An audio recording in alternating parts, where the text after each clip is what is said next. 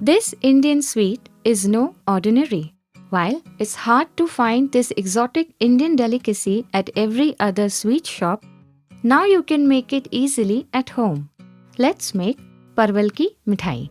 I'm taking 500 grams of parwal or pointed gourd that I had peeled, slit from the center and deseeded. Let me show you how I did this. Firstly, I'm trimming off the ends.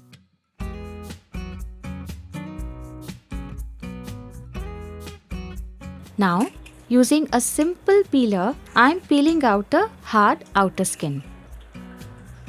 This is done. Now, I'm making a deep cut vertically and then scooping out all the seeds using the back of a spoon. It is here that we will be stuffing a deliciously sweet filling. It's time to cook the parwal. I have here 4 cups of water on the boil. I am putting the parwal in boiling water. 4 minutes is all we need to boil them. These are done. Let's strain them.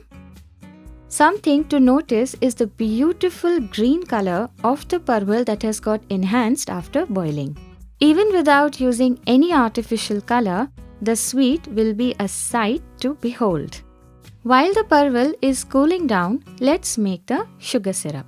In a pan on heat, I am taking 1 cup of water and 1.5 cup of sugar. I am letting the sugar dissolve completely and cooking the sugar syrup for 5 minutes. Once done, I am adding 1 green cardamom pod and the boiled parwal. I am letting the parwal cook in the sugar syrup for 5 minutes. Now, I am switching off the gas and adding 1 tablespoon of pure rose water for a beautiful fragrance. I am letting the parwal soak in the hot syrup for 10 minutes for it to absorb the sweetness and the fragrance of cardamom and rose water. It's time to take them out. I am squeezing out the sugar syrup as much as possible and then lining them on the plate. It's time to make the filling. I am taking 250 grams of grated Khoya or Mawa to roast for 3 minutes. For making instant Mawa at home, you can check my recipe in the description box below. This is done. We will let the Mawa cool down.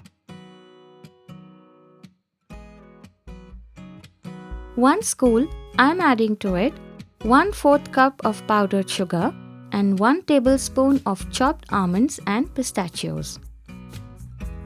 Let's mix. The filling is ready. Now, all we have to do is stuff the sweetened parwal with this delicate filling.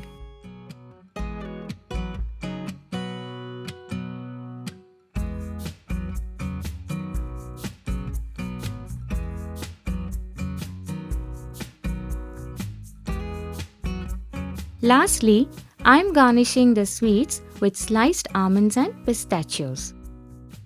This sweet remains good in the fridge for up to 5 days, so you can enjoy it whenever you would like to. Until we meet again, eat well, live well and stay blessed.